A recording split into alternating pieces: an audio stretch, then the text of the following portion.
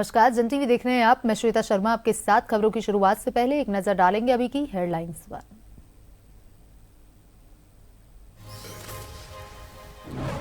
उत्तराखंड बनेगा film shooting का hub. CM Dhami और प्रसून जोशी की मुलाकात। सिनेमा, साहित्य और पहाड़ की संस्कृति पर हुआ मंथन।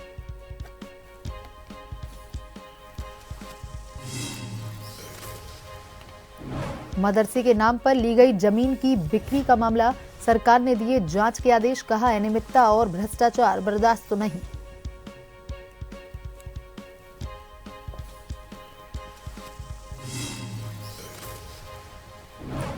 शारदीय कावड़ यात्रा को लेकर प्रशासन अलर्ट। हरिद्वार जिलाधिकारी मयूर दीक्षित ने दिए सख्त निर्देश। कहा, श्रद्धालुओं से सौम्य व्यवहार करें अधिकारी।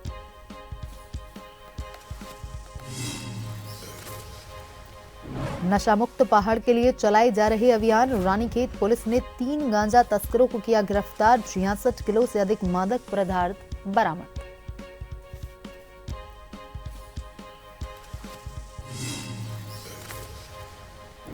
देवभूमि में फिर बदलेगा मौसम का मिजाज। उत्तरकाशी, चमोली समेत 8 जिलों में बारिश, बर्फबारी का अलर्ट। बढ़ेगी ठंड।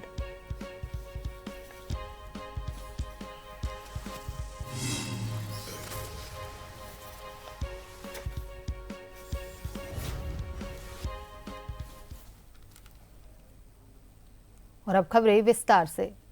उत्तराखंड के मुख्यमंत्री पुष्कर सिंह धामी से आज मुख्यमंत्री आवास में केंद्रीय फिल्म प्रमाणन बोर्ड के अध्यक्ष, प्रख्यात लेखक, कवि एवं गीतकार प्रसून जोशी ने शिष्टाचार भेंट की। मुख्यमंत्री धामी ने प्रसून जोशी के साहित्य एवं सिनेमा के क्षेत्र में दिए गए उल्लेखनीय योगदान की सराहना की और कला, संस्कृति, साहित्य एवं सिनेमा से जुड़े विभिन्न विषयों पर चर्चा की।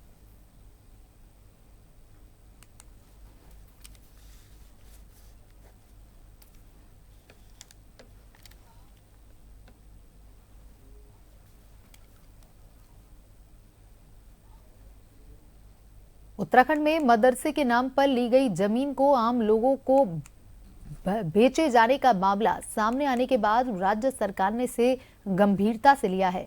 मुख्यमंत्री पुष्कर सिंह धामी ने इस पूरे प्रकरण पर सख्त रुख अपनाते हुए कहा कि प्रारंभिक जानकारी के अनुसार शिक्षा ट्रस्ट के नाम पर जमीन ली गई थी, लेकिन अब उसी जमीन का उपयोग नियमों के विपरीत किया जा रहा है। मुख्यमंत्री ने स्पष्ट किया कि यह मामला नियम, कानून और सरकारी व्यवस्थाओं के खिलाफ प्रतीत होता है, इसलिए इसकी जांच के आदेश दे दिए गए हैं।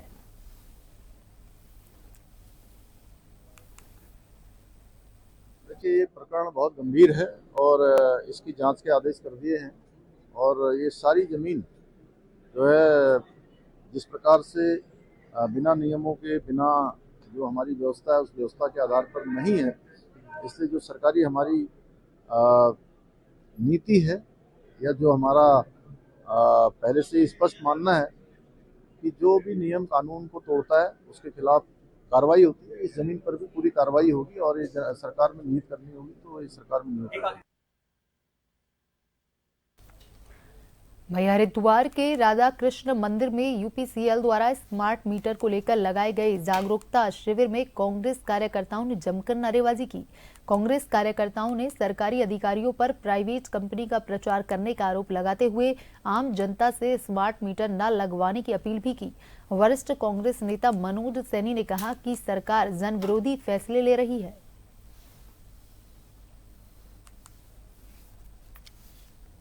ये जो स्मार्ट मीटर आपने देखा होगा, पहले भी जो इन्होंने जबरदस्ती लगवाए थे, वहाँ के लोग, वहाँ की जनता बहुत परेशान है। और आज जब हमें मालूम चला कि ये यहाँ पर इसका प्रचार प्रसार करने आए, तो हमारे जो कांग्रेस के साथी हैं, युवा साथी, वो सभी यहाँ आए और उसका विरोध किया। हमने कसम खाई है कि हरिद्वार में ये स्मार्ट मीटर नहीं लगने देंगे, ये अडानी का मीटर नहीं लगने देंगे। जिस धामी सरकार जन विरोधी फैसले ले रही है, मोदी सरकार भी जन विरोधी फैसले ले रही है। इनको ये नहीं पता कि पुराने मीटर में क्या कमी है और नए मीटर की क्या खासियत है। इतना ही नहीं, यहाँ पर सरकारी अधिकारी जो बैठे हैं वो एक प्राइवेट कंपनी का जो स्मार्ट मीटर है उसका प्रचार भी कर रहे हैं। मुख्यमंत्री पुष्कर सिंह धामी ने सचिवालय स्थित वीर चंद्र सिंह गढ़वाली सभागार में कुंभ मेला 2027 हरिद्वार की तैयारियों के संबंध में समीक्षा बैठक की और इस दौरान मुख्यमंत्री ने अधिकारियों को निर्देश दिए कि कुंभ से संबंधित सभी तैयारियों को अक्टूबर माह तक पूरा किया जाए। साथ ही कुंभ की आवश्यकताओं को देखते हुए सभी प्रकार के निर्माण कार्य तय समय के अंदर पूरे हों। सभी निर्माण कार्य की गुणवत्ता का भी विशेष ध्यान रखा जाए। शासन स्तर पर कुंभ से संबंधित कोई भी कार्य फाइल लंबित न रहे। किसी भी कार्य को लंबित रखने पर संबंधित अधिकारियों की जवाबदेही तय की जाएगी। मुख्यमंत्री ने कहा, राज्य सरकार की प्राथमिकता है कि कुंभ मेले का भव्य, दिव्य और सफल आयोजन हो।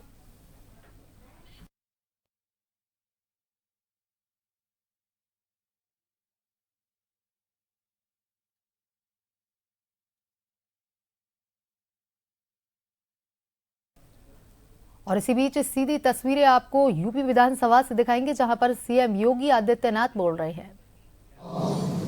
वे एक कुशल शिक्षक होने के साथ साथ इतिहास संकलन समिति बरेली के अध्यक्ष व जवाहरलाल नेहरू विश्वविद्यालय नई दिल्ली के कार्य समिति के भी सदस्य रहे। जब शिक्षा जगत से जुड़े इस प्रकार के विद्वान, शिक्षाविद विधानसभा सदस्य के रूप में निर्वाचित होते हैं तो अपने अनुभव, अपनी विशेषज्ञता से भावी पीढ़ी के निर्माण में सामाजिक चेतना का विकास करने के साथ साथ लोकतांत्रिक परंपराओं को भी और अधिक सुदृढ़ करते हैं। प्रोफेसर श्याम बिहारी लाल के निधन से प्रदेश ने एक समर्पित नेता एवं कुशल राजनीतिज्ञ खो दिया है। उनके निधन से प्रदेश को और भारतीय जनता पार्टी, हमारी पार्टी को भी अपूर्णीय क्षति हुई है। मैं उनके प्रति श्रद्धा सुमन अर्पित करता हूं और ईश्वर से दिवंगत आत्मा की शांति की कामना करते हुए उनके दुखी परिजनों के प्रति हार्दिक संवेदना व्यक्त करता हूं। अध्यक्ष जी, वर्तमान विधानसभा के ही वरिष्ठ सदस्य श्री विजय सिंह गौड़ का भी दिनांक 8 जनवरी 2026 को 71 वर्ष की आयु में निधन हो गया। उनका निधन हम सब के लिए दुखद है। श्री विजय सिंह गौड़ इस सदन के वरिष्ठ सदस्य थे। वर्तमान विधानसभा में वे 8वीं बार सदस्य के रूप में निर्वाचित हुए थे। वे सर्वप्रथम वर्ष 1980 में, उसके पश्चात वर्ष 1985 में निर्वाचन क्षेत्र दुग्धे तत्कालीन जिला मिर्जापुर से निर्वाचित हुए। वे वर्ष 1989 में निर्दलीय, वर्ष 1991-93 में जनता दल, वर्ष 96-2002 का मई 2024 के उपचुनाव में समाजवादी पार्टी के टिकट पर निर्वाचन क्षेत्र दुग्धे जिला सोनभद्र से विधानसभा सदस्य निर्वाचित हुए। वे विधानसभा के अनेक समितियों के भी सदस्य रहे। श्री विजय सिंह गौड़ को जनजातीय समाज की एक सशक्त आवाज के रूप में जाना जाता था। वे सादगी, सरल व्यवहार और संघर्षशील छवि के लिए जनता के बीच में लोकप्रिय थे। जनजातीय समाज के जल, जंगल, जमीन के अधिकार, शिक्षा, स्वास्थ्य, सड़क और रोजगार जैसे बुनियादी मुद्दों को उन्होंने सदैव प्राथमिकता दी। वे सदन में भी अपने निर्वाचन क्षेत्र और जनजातीय समाज के हितों को लेकर लगातार मुखर रहे। वे अखिल भारतीय आदिवासी विकास परिषद नई दिल्ली के भी सदस्य रहे। श्री विजय सिंह गौड़ के निधन से प्रदेश ने एक कुशल राजनीतिज्ञ और समाज सेवी को खो दिया। उनके निधन से न केवल जनजातीय समाज बल्कि पूरे समाज की एक अपूर्णीय क्षति हुई है। मैं उनके प्रति श्रद्धा सुमन अर्पित करता हूं और ईश्वर से उनकी दिवंगत आत्मा की शांति की कामना करते हुए उनके दुखी परिजनों के प्रति अपनी हार्दिक संवेदना प्रकट करता हूं। माननीय नेता प्रतिपक्ष आदरणीय श्री माता प्रसाद जी। माननीय अध्यक्ष जी, हमारे बीच से प्रोफेसर श्याम बिहारी लाल जी चले गए। जो बातें उनके संदर्भ में माननीय मुख्यमंत्री ने कही है, मैं उससे अपने संबंध करते हुए और बातें कहना चाहता हूँ।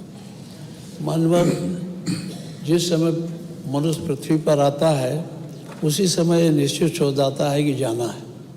एक सामयिक मृत्यु होती है, एक असामयिक मृत्यु। सामयिक मृत्यु वह है जो पूरा जीवन बिता। और अब बढ़ते हैं खबरों की तरफ। देहरादून से खबर है, मुख्य सचिव आनंद वर्धन ने सचिवालय में यू प्रीपेयर की उच्च अधिकार प्राप्त समिति की बैठक आयोजित की। इस बैठक में विभिन्न प्रस्तावों को संस्तुति प्रदान की गई। मुख्य सचिव ने यू प्रीपेयर से संबंधित विभिन्न विभागों के प्रोजेक्ट्स की धीमी गति पर नाराजगी जाहिर की। कहा कि यू प्रीपेयर से संबंधित प्रोजेक्ट्स में तेजी लाए जाने के लिए इनकी लगातार मॉनिटरिंग की जाए।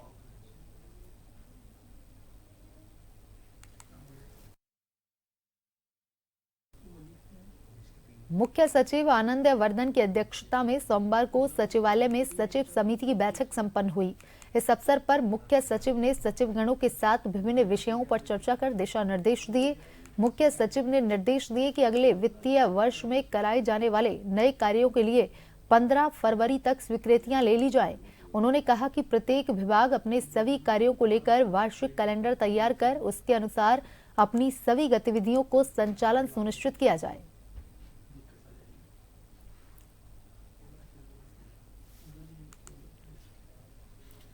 हरिद्वार के ज्वालापुर के सराय क्षेत्र से खबर सामने आ रही है कि कुछ ग्रामीण 52 दिनों से धरने पर हैं, लेकिन पिछले 48 घंटे में अन्य जल त्याग कर अनशन पर भी बैठ गए हैं। ग्रामीणों की मांग है कि सराय से होकर गुजरने वाले हाईवे से गांव तक पहुंचने के लिए अंडरपास की सुविधाएं दी जाएं, लेकिन प्रशासन द्वारा उनकी मांगे न मानने पर ग्रामीणों ने भूख हड़ताल भी शुरू कर दी है।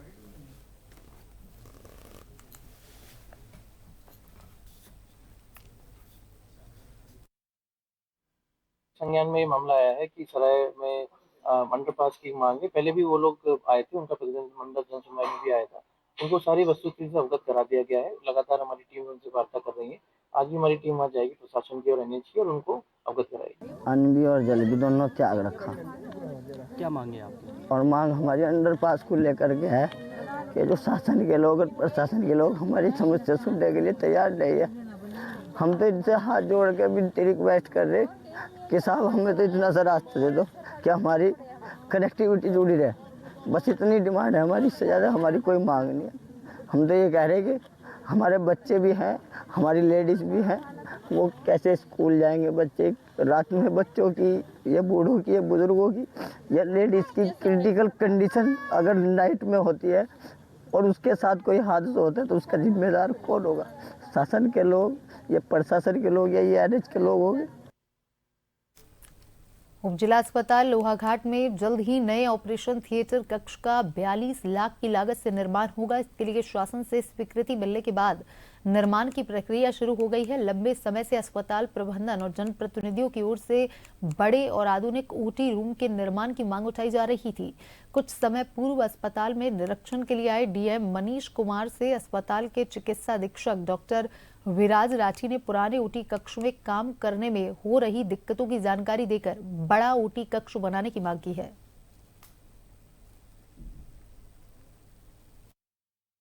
माननीय जिलाधिकारी महोदय एवं माननीय मुख्य चिकित्सा अधिकारी से निवेदन किया गया था कि हमें एक दूसरी ओटी दे दी जाए ताकि जो यहाँ पे जितनी भी जनता है उसका लाभ मिल सके। क्योंकि हमारे पास एक छोटी ओटी थी, कभी कभी ऐसा भी होता था कि सीजरियन के केस आ जाते थे, वहाँ पे ऑलरेडी ऑर्थो की या फिर आई की या ईएनटी की ओटी चल रही होती थी, तो उस स्थिति में थोड़ी दिक्कतें हो जाती थी।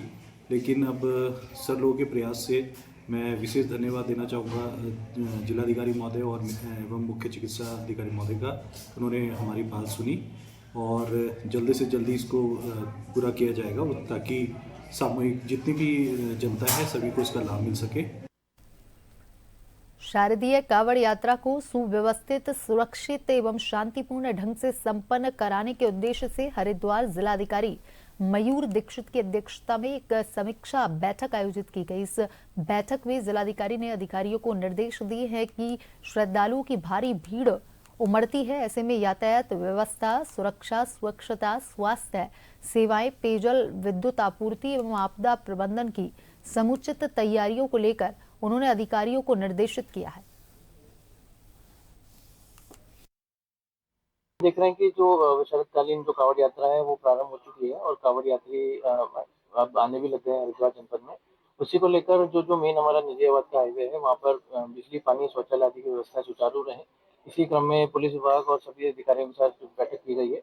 आज शाम तक सभी व्यवस्थाएं सुचारू करने के लिए डायरेक्शन दिए गए, जहाँ जहाँ कमियां प्रतिलक्षित हुई हैं। उसके बाद कल मेरे द्वारा निरीक्षण भी किया जाएगा और फिर हम देखेंगे कि ये सुनिश्चित किया जाएगा कि किसी भी कांवड़ यात्री को कोई दिक्कत का सामना न करना पड़े। और जो 15 तारीख या 16 तारीख तक जब कांवड़ यात्रा हमारी चलेगी या उसके आगे भी अगर कुछ चलती है तो उसको हम लोग सुचारू रूप से। जोशीमठ ज्योतिर्मठ ब्लॉक के दूरस्थ गांव भरकी गांव की रक्षक देवी मां कालिका देवी जी 9 महीने क्षेत्र भ्रमण कर आखिरकार अपने मंदिर प्रांगण में पहुंच चुकी है, जहां आजकल मां कालिका देवी जी का लगातार विशेष पूजा अर्चना अनुष्ठान का आयोजन किया जा रहा है। और इसी कड़ी में यहां हर दिन मां कालिका देवी नृत्य का आयोजन किया जा रहा है और साथ ही यहां हर दिन विशाल भंडारे का आयोजन किया जा रहा है। आपको बता दें कि आने वाले 23 फरवरी को मां कालिका देवी जी के विशाल मेले का आयोजन भी किया जाएगा, जिसकी तैयारियां लगातार जोरों शोरों पर चल रही हैं।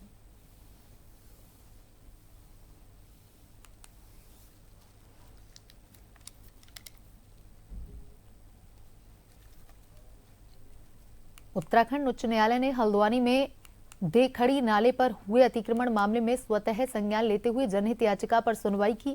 अदालत ने प्रशासन को आदेश दिया है कि जिन लोगों को अतिक्रमण हटाने के नोटिस जारी किए गए हैं, अगर वह किसी दस्तावेज की मांग करते हैं तो उन्हें उपलब्ध करवाया जाए। कोर्ट ने मामले की अगली सुनवाई के लिए 25 फरवरी की तिथि नियत की है।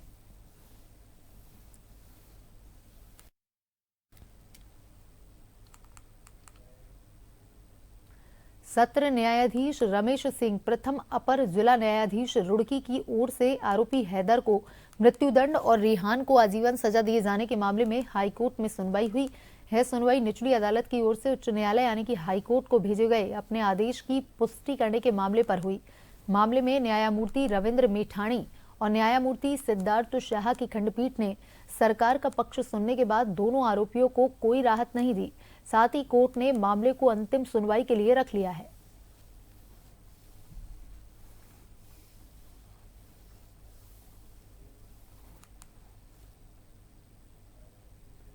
रानीखेत से खबर है, नशा मुक्त पहाड़ के लिए चलाए जा रहे अभियान के बीच पुलिस ने गांजा तस्करी में लिप्त अंतर जनपदीय गिरोह के 3 सदस्य गिरफ्तार किए। उनके पास से 66 किलो से अधिक मादक पदार्थ बरामद हुआ है। पुलिस को झांसा देने के लिए तस्करों ने पर्यटक वन टैक्सी की छत पर गांजा कट्टे तथा बैगों से भरा हुआ मादक पदार्थ पकड़ा था। पकड़े गए आरोपित पहले से ही पहाड़ से मादक पदार्थों की तस्करी में लिप्त बताए जा रहे हैं। इतना गांजा कहां से एकत्रित किया गया, इसकी भी जांच की जा रही है।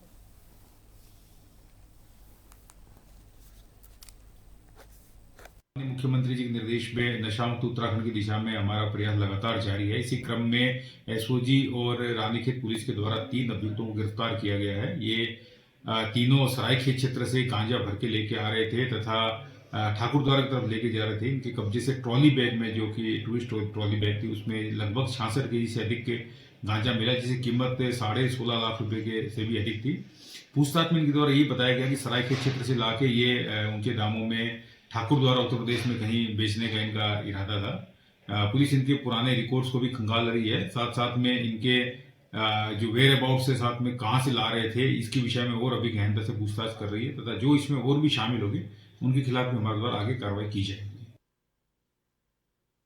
कोसी नदी क्षेत्र में अवैध खनन के खिलाफ वन विभाग ने निर्णायक कार्रवाई करते हुए एक विशेष गोपनीय छापेमार अभियान चलाया है। यह अभियान आज दिनांक 9 फरवरी 2026 को डीएफओ रामनगर प्रकाश चंद्र आर्य एवं एसडीओ किरण शाह उप प्रभागीय वन अधिकारी के नेतृत्व में संचालित किया गया। वन विभाग की टीम ने पूरी गोपनीयता बरतते हुए अवैध खनन और खनिज परिवहन में संलिप्त वाहनों पर अचानक से कार्रवाई की।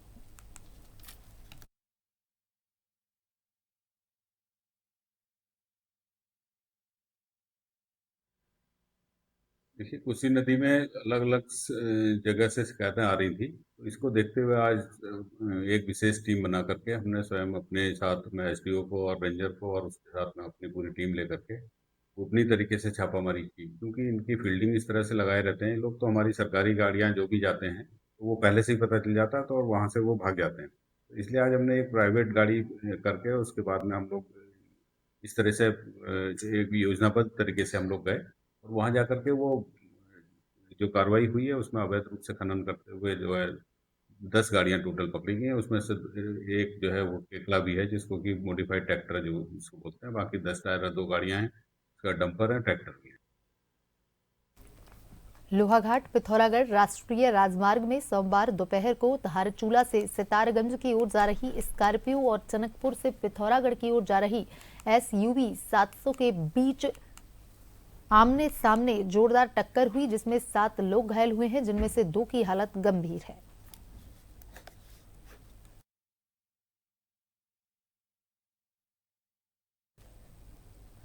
काशीपुर के कुंडेश्वरी चौकी क्षेत्र के ग्राम में दर्दनाक सड़क हादसे के बाद लोगों का गुस्सा फूट पड़ा। हादसे में बाइक सवार युवक की मौत के बाद ग्रामीणों ने ब्रह्मनगर के पास प्रदर्शन किया और भारी वाहनों के संचालन पर रोक लगाने की मांग उठाई। रेता और गिट्टी का जो है जान से ज्यादा कीमत हो गई। जान की कीमत कम है और रेता और गिट्टी की कीमत आज की डेट में धामी सरकार में रेता और गिट्टी की ज्यादा कीमत है।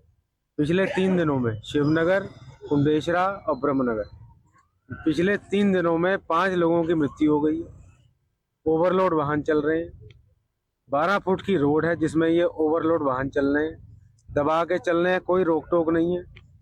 पिछले कुछ महीनों में लगातार स्थानीय लोगों की लिखित रूप से SDM साहब को इन्होंने कई बार ज्ञापन दिए, इस रोड पे वाहन नहीं चलने चाहिए। बार बार आश्वासन पे आश्वासन इन लोग को दिया जा रहा है, फिर भी वाहन लगातार चल रहे हैं।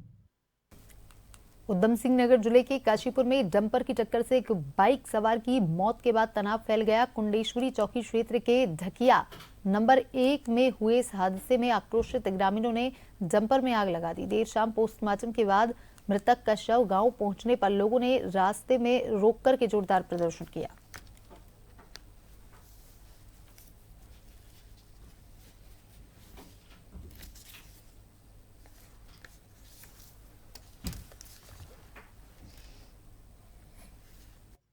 देखिए, जैसा कि आपको मालूम है, एक हफ्ते में 5 लोगों की मौत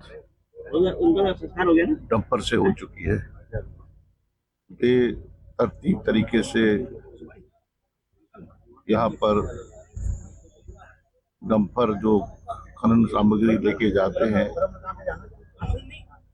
उन पर किसी का अंकुश नहीं है, न डर है, न कोई खौफ है। और भारी रफ्तार से वो डंपर्स को ले जाते हैं, जिससे यहाँ पर 5 मौतें हो चुकी हैं। और नजर डालेंगे अभी की हेडलाइंस पर। उत्तराखंड बनेगा फिल्म शूटिंग का हब, CM धामी और प्रसून जोशी की मुलाकात। सिनेमा, साहित्य और पहाड़ की संस्कृति पर हुआ मंथन।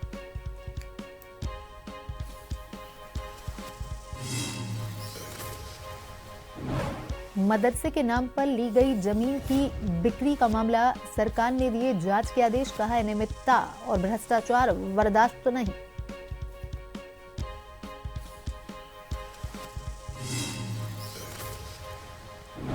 शारदीय कांवड़ यात्रा को लेकर प्रशासन अलर्ट। हरिद्वार जिलाधिकारी मयूर दीक्षित ने दिए सख्त निर्देश। कहा श्रद्धालुओं से सौम्य व्यवहार करें अधिकारी।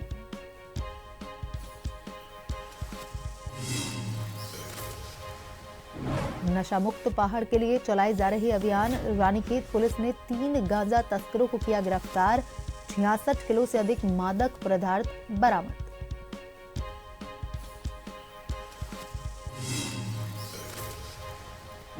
देवभूमि में फिर बदलेगा मौसम का मिजाज। उत्तरकाशी, चमोली समेत 8 जिलों में बारिश, बर्फबारी का अलर्ट, बढ़ेगी ठंड।